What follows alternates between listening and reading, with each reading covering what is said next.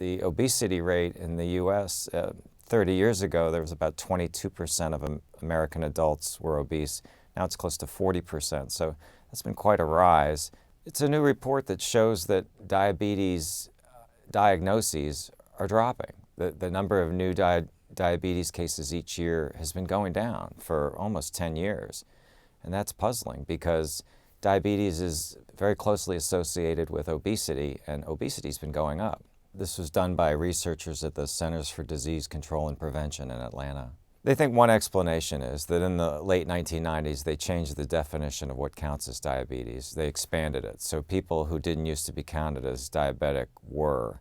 And for a while, for at least 10 years, that meant more and more people who in the past wouldn't have been counted as diabetic were added to the numbers.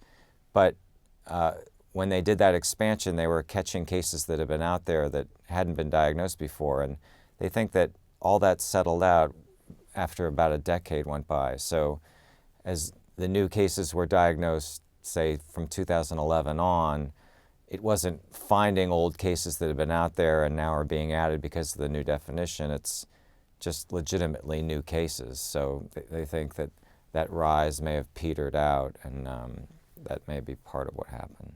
There's another thing that may have happened. There was a switch to a blood test, the A1C test.